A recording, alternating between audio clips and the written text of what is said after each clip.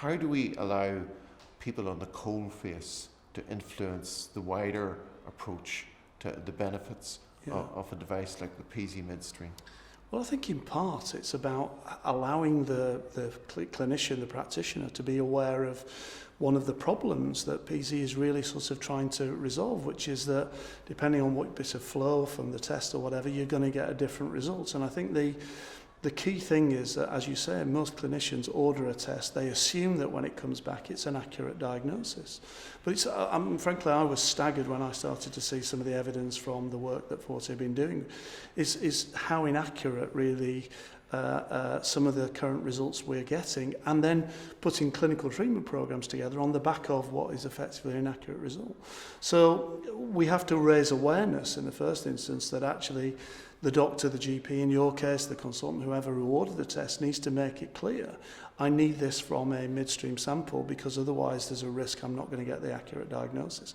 If they have no awareness of that, they'll just carry on doing what they've always done. But then you probably need bodies like the Royal Colleges to be saying to their members, really, we've been acting and our clinical practice isn't as good or as safe or as clear as it should be.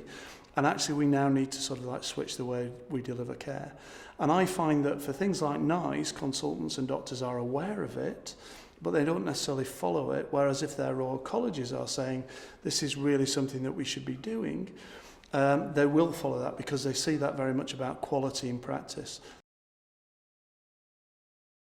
Sometimes I think you get a little bit of complacency in terms of we know that we don't always get a clean sample, and when we're testing it there may be a little bit of a I would say a problem in, that people may not want to rely on that result. They may think, oh, it's contaminated, it doesn't contain protein.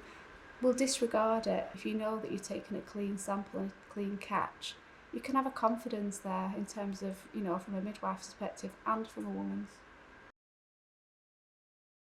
I think the evidence base is clearly there now clinically that this improves outputs for patients.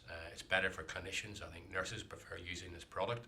And actually the cost argument is really stacking up now as well.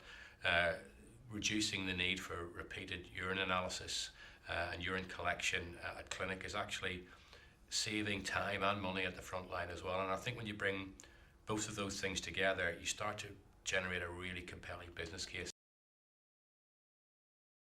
I think when you're using a device like this, it means that patients are much less likely to have to repeat their urine samples. They're less likely to get that uncertainty that, did I take it properly? Is the reason that I didn't get a proper result, is it because I did it wrong?